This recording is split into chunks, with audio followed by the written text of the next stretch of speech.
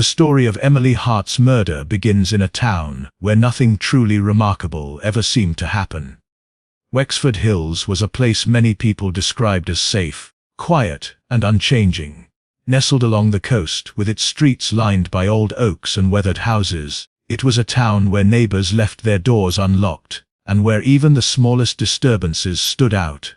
For years, the local newspaper thrived on covering bake sales, school sports victories, or occasional disputes over property lines. That sense of calm gave the town an almost frozen quality, like time had chosen to overlook it. But one November morning shattered that illusion forever, changing Wexford Hills from a sleepy coastal town to the setting of a story that would horrify the world. Emily Hart was only 27, but she had already built a reputation that made her name familiar across the community. She worked as a social worker, spending most of her days visiting struggling families and offering support in cases that were often emotionally draining. To those who knew her best, she was the kind of person who always carried warmth with her. Neighbors described how she would stop and help carry groceries or stay behind after long shifts to make sure her clients felt safe. She wasn't wealthy, she wasn't flashy, and she didn't crave recognition. Yet she became a pillar of quiet strength for people who had very little else. That was why, when her life ended so brutally, the shock rippled far beyond her family and friends. People who had never even met her felt the weight of her loss. On the morning of November 14th, Emily's absence was noticed immediately. She had been scheduled to meet with a client at 9 a.m., something she never would have missed. When she failed to answer her phone, her supervisor grew worried.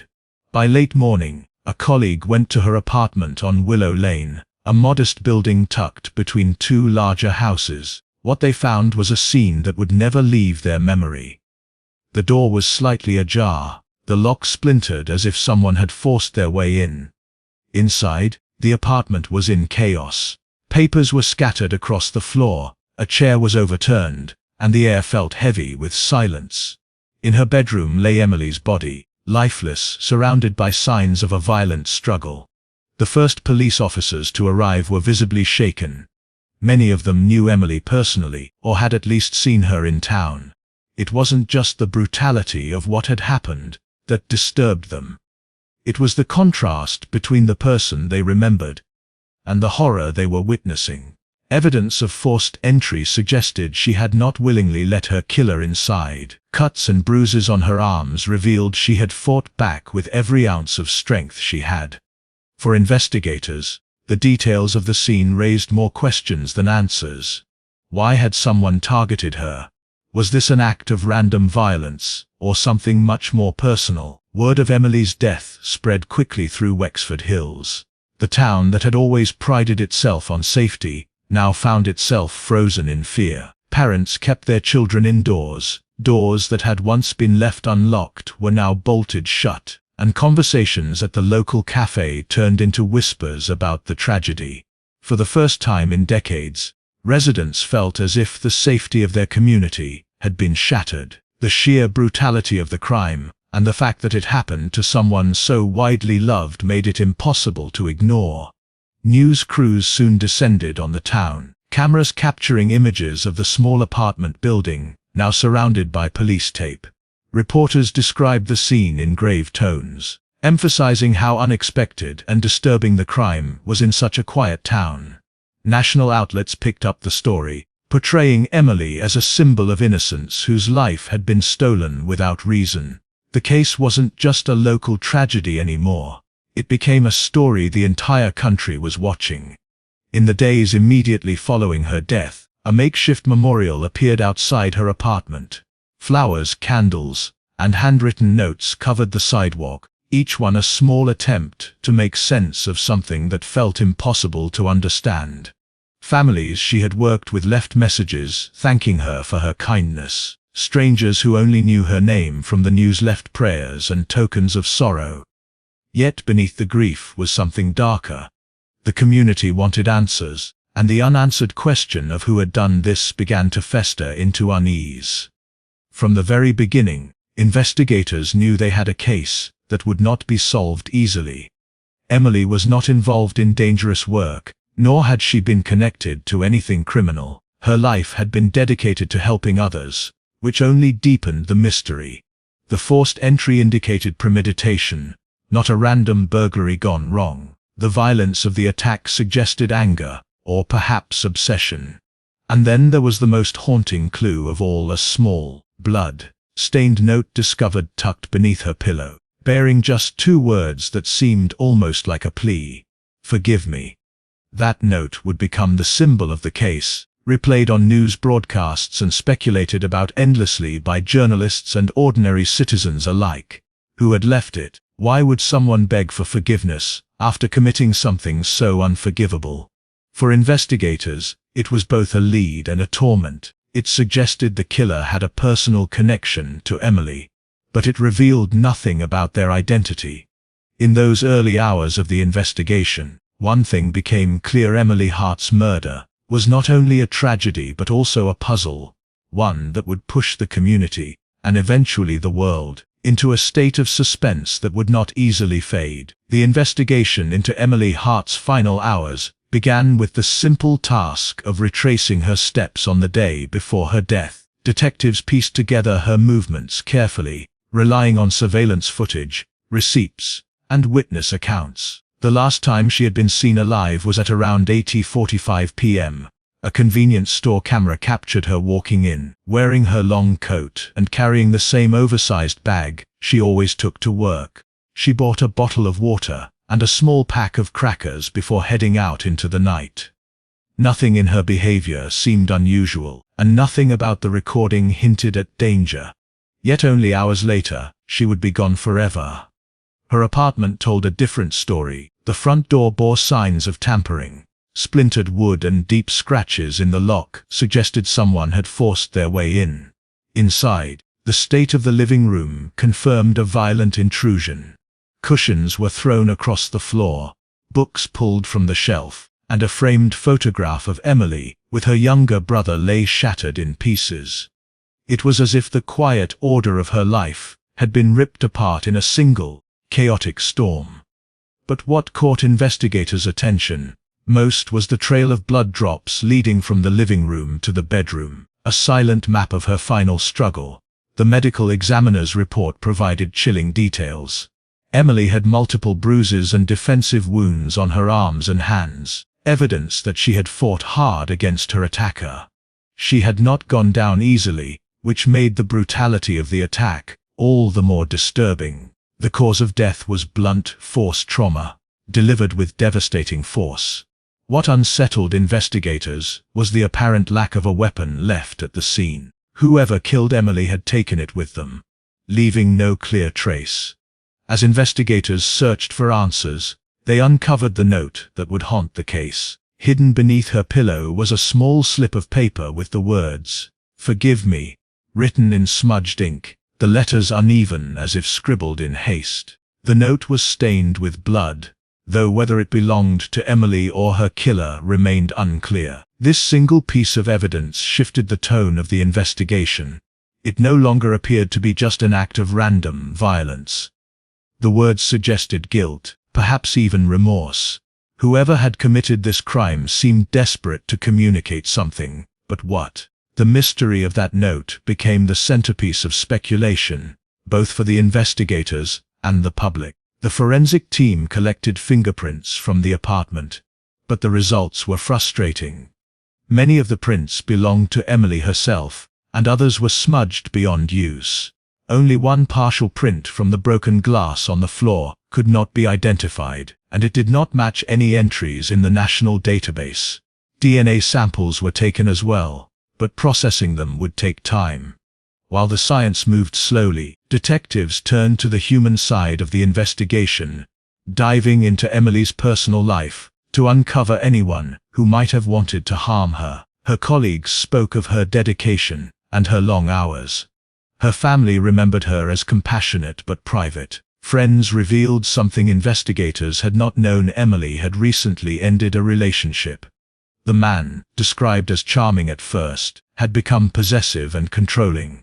When Emily broke things off, he had not taken it well. This revelation gave detectives their first strong lead. They began tracking his movements and interviewing those who knew him. On the surface, he seemed the perfect suspect. Someone with motive, opportunity, and emotional turmoil.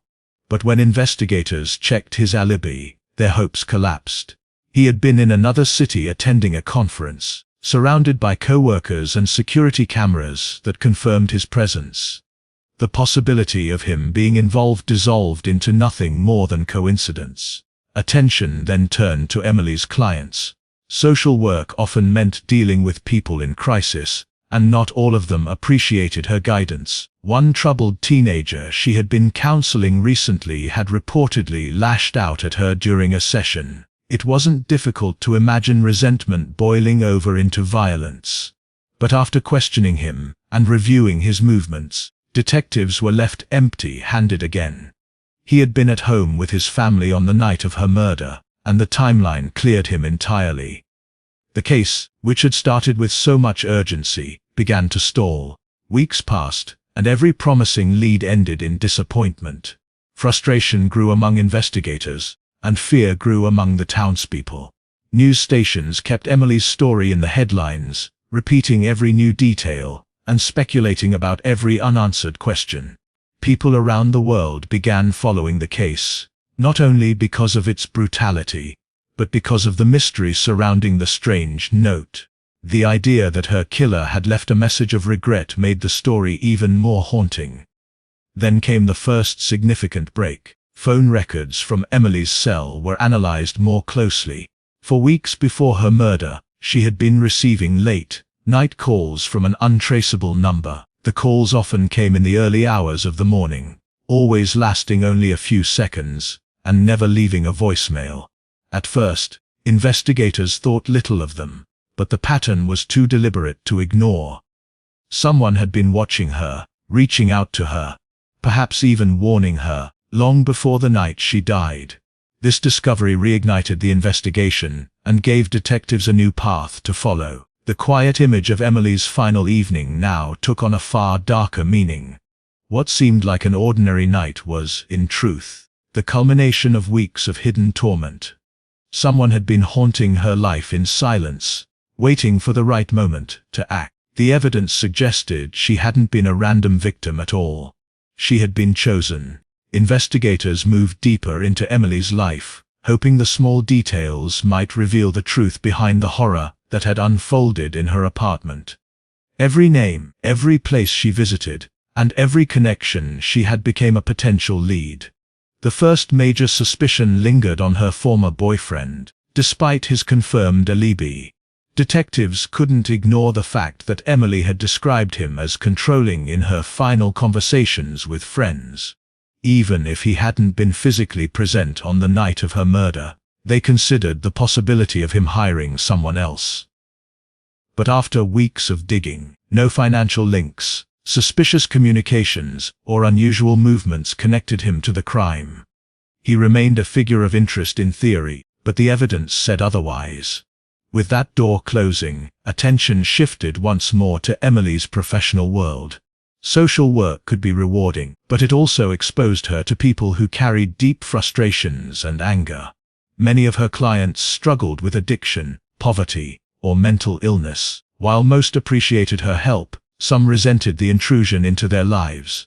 Among her files, detectives noticed a troubling case involving a teenage boy who had once made threats toward her. His history of violent outbursts made him seem like a natural suspect. Yet, when his home life was scrutinized, the timeline ruled him out completely. On the night of the murder, he was with his parents, who confirmed his presence beyond doubt. One by one, the leads collapsed. The case that had gripped the town and the nation was beginning to slip into a frustrating standstill. Detectives pored over hours of surveillance footage from nearby streets, searching for anything that could show who had entered or left Emily's apartment that night. But the cameras positioned on Willow Lane caught nothing unusual. Whoever had come for Emily seemed to know the blind spots, slipping through without leaving the faintest trail. The haunting mystery of the phone calls became the central thread investigators clung to. Emily had received them at odd hours, always from a hidden number, always brief. When detectives pushed the phone company for deeper records, they discovered the calls had come from a prepaid phone. Such phones were notoriously difficult to trace, purchased without identification and often discarded after use. At first, this felt like another dead end, but a forensic team managed to narrow the location of the calls. Most of them had pinged off a cell tower less than a mile from Emily's apartment. Whoever had been calling her wasn't some distant stalker. They were close. The chilling realization dawned that Emily's killer had likely been watching her for weeks, maybe months. They hadn't simply chosen her at random. They had followed her movements, studied her routines, and tormented her silently with late-night calls. When the decision came to finally act, they knew exactly where to strike. The pieces of the puzzle were beginning to suggest something far darker than investigators had originally imagined. At the same time, the public pressure intensified. The media latched onto every new detail, turning Emily's case into a spectacle. News anchors replayed the story night after night, emphasizing the sinister message left beneath her pillow. Online forums erupted with speculation. Some believed it was the act of a scorned lover. Others insisted it had to be a deranged client, while a few spun theories of a serial predator who had chosen Emily as one of many. For detectives working the case, this noise made the truth harder to hear, but it also reminded them of the urgency to deliver answers. Then came a small but crucial breakthrough. In re-examining Emily's phone records, detectives noticed a pattern in the timing of the calls. Many of them occurred on nights when her neighbors reported seeing her lights flicker on late, as if she had been restless or unsettled. It was as though the caller knew her habits intimately. When canvassing the apartment complex again, a neighbor recalled hearing faint footsteps outside their door around the same nights Emily had received those calls. The detail seemed minor, but it planted a seed of suspicion. Detectives began to focus not on people from Emily's past or professional life, but on those closest to her physical space. The idea that her killer could have been someone living just steps away was both terrifying and strangely plausible. It explained how the person could observe her patterns so closely, how they knew when she was home, and how they managed to enter her apartment without attracting attention. With this shift in perspective, surveillance cameras from nearby stores and gas stations were reviewed again, this time with sharper attention to detail. That was when investigators noticed something odd. A man who lived in the same building as Emily appeared repeatedly in footage purchasing small, unremarkable items at unusual hours. One clip showed him buying a prepaid phone weeks before the murder. Another showed him at the same gas station again, seemingly nervous, avoiding eye contact with the clerk. The man's name was Mark Doyle, a quiet, unassuming neighbor who lived in the unit directly next to Emily's. He was the type of person most people overlooked. Polite enough but withdrawn, blending into the background of daily life. No one had ever suspected him of anything more than being shy. Yet, now his movements and his connection to the untraceable calls raised red flags that could no longer be ignored. Investigators secured a warrant to search his apartment. What they found would unravel the case in ways no one was prepared for. And it would confirm the darkest fears that had haunted Emily's family from the beginnings, that her death was not random, but the result of an obsession growing quietly in the shadows of her everyday life. The search of Mark Doyle's apartment began on a grey morning, when the sun barely broke through the clouds over Wexford Hills. Police officers entered cautiously, unsure of what they would find inside. The small unit looked ordinary at first glance. The kitchen was tidy, dishes stacked neatly, and the living room gave off the impression of a man who lived simply and alone. But investigators had learned long ago that appearances could be deceiving. They moved slowly, checking every corner, opening every drawer, and scanning for anything that might link him to Emily Hart's death. It did not take long before the truth began to surface, piece by piece, until it painted a picture more disturbing than anyone could have imagined. Behind a locked drawer in a modest desk, officers discovered a collection of photographs. At first, they looked like innocent street shots, but as they examined them closely, a horrifying pattern emerged. Every single photograph was of Emily. Some captured her walking to work in the morning, clutching her oversized bag. Others showed her sitting in a cafe, a book open in her hands. The most unsettling were images of her inside her own home, taken through the slats of her blinds at night. These were not the pictures of a casual acquaintance, or even a friend. They were the obsessive records of someone who had been watching her without her knowledge, invading her privacy for months. Next to the photographs lay a thick, spiral-bound journal. Investigators flipped through its pages with growing unease. Each entry was about Emily, written in a mixture of admiration and desperation. He detailed her routines, what time she usually left her apartment, what color clothes she wore, and even what food she bought from the grocery store. The entries became darker as they progressed. Early notes described her as kind and perfect, while later passages shifted into unsettling declarations that she was meant to be his, and that soon she would understand. The final pages revealed a chilling escalation. The last entry, scrawled just hours before Emily was killed, read, "Tonight, she will finally see how much I love her." As investigators processed this evidence, the apartment revealed even more. Hidden beneath his bed were receipts for the prepaid phone linked to the late-night calls.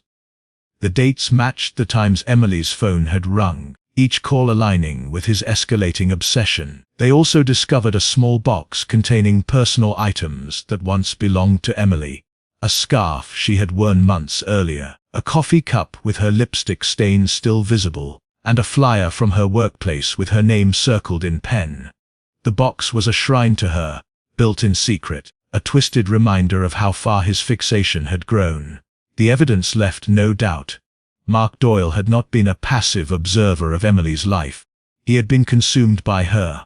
What had seemed like harmless shyness to his neighbors masked a dangerous obsession brewing just beyond the walls of her apartment. Detectives pieced together the narrative. Mark had spent months watching her, calling her late at night to unsettle her, and finally, on that November evening, forcing his way into her home to confront the woman he believed was destined for him. When she resisted, his delusion turned violent, ending in her brutal death. The note under her pillow, "Forgive me," was likely his last attempt to reconcile his fantasy with the reality of his crime. When news of the discovery spread, the town of Wexford Hills recoiled in horror. People who had passed Mark Doyle in the hallways, who had nodded politely to him in the grocery store, could not comprehend the darkness he had been hiding. The idea that the quiet neighbor next door had been stalking Emily under their very noses was almost too much to accept. Fear spread through the community once again. If someone like Mark, unnoticed and ordinary, could commit such an act, who else might be hiding behind a mask of normalcy? The media seized on the revelations, turning Mark Doyle into the central figure of the unfolding nightmare. Headlines screamed about the neighbor turned killer, and the photographs found in his possession were described in painstaking detail on national broadcasts. Emily's story, already tragic, now carried an even more haunting message: as danger can live closer than anyone realizes, lurking in the shadows of the familiar. For Emily's family, the discovery brought a mixture of relief and anguish. They finally knew who had taken her life, but the truth was more unsettling than any of them had anticipated. It was not a stranger who had slipped into her world, nor a known enemy. It was the man next door, someone who had lived just steps away, silently plotting, watching and waiting. The betrayal of safety, the destruction of trust, and the sheer horror of his obsession left them with wounds that could never truly heal. With the evidence gathered, police arrested Mark Doyle and charged him with Emily's murder. He offered no resistance as he was led away in handcuffs, his face blank, as though the weight of his actions had not yet reached him. For investigators, the case was finally moving toward resolution, but the darkness it revealed lingered in every corner of Wexford Hills. Emily's murder had ceased to be just a personal tragedy. It had become a chilling reminder of how obsession, if left unchecked, can twist into something monstrous. The town would never forget the moment when the mask slipped from one of its own, exposing the terror that had been hiding in plain sight all along. Mark Doyle's arrest marked the beginning of the end of a nightmare for Wexford Hills, but the path toward justice was long and heavy with tension. The trial that followed drew national attention, filling courtrooms with journalists, legal experts, and members of the public who wanted to see how the story would end. For Emily Hart's family, sitting through each day was an ordeal that reopened their wounds, forcing them to hear in chilling detail how their daughter's life had been taken. The evidence against Mark was overwhelming, yet the question of why remained the central point of fascination. His obsession had been uncovered, but the depth of his delusion still had to be explained. Prosecutors laid out the case methodically.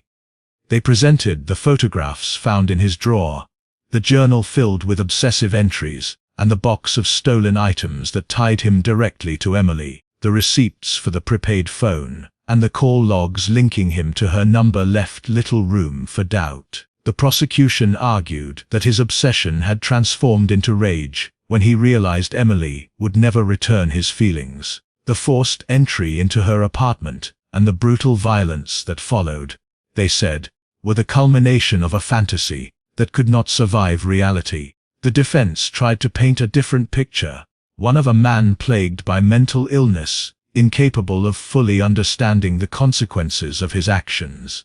They focused heavily on the note left under Emily's pillow, "Forgive me," as evidence of remorse.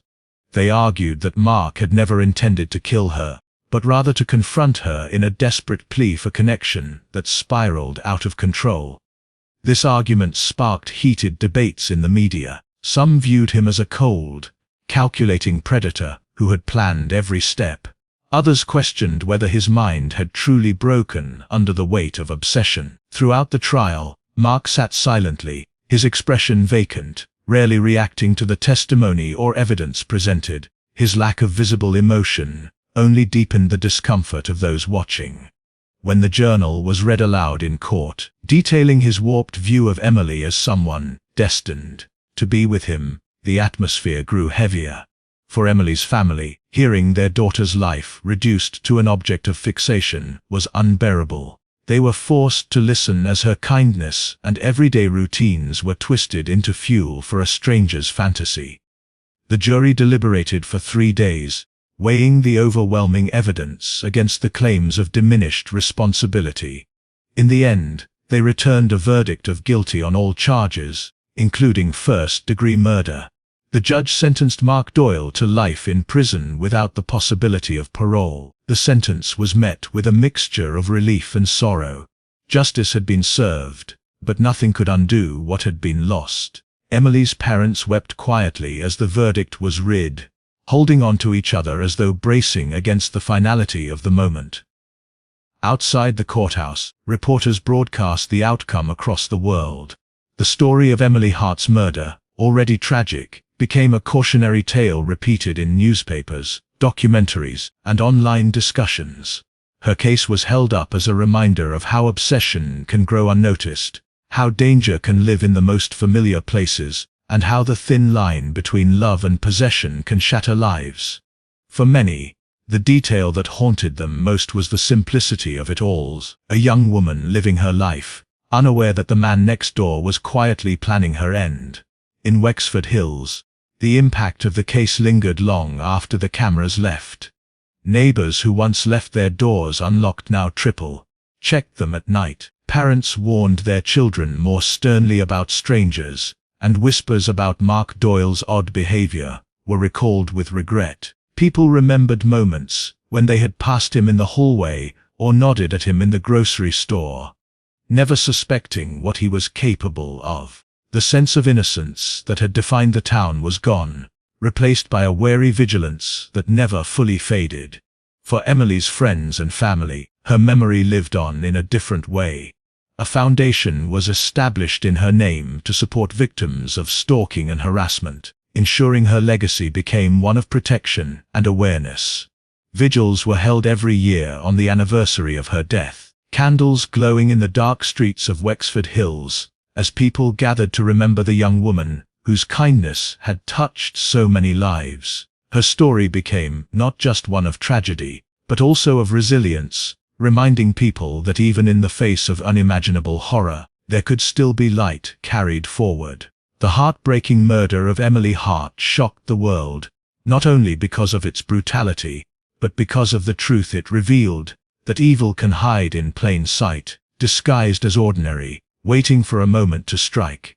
Her case became a symbol of how obsession, when left unchecked, can destroy lives in an instant. Though justice had been served, the scars remained. Emily's name continued to be spoken with sorrow, her life remembered as a bright flame extinguished far too soon, and her death a chilling reminder that sometimes the most dangerous threats are the ones closest to home.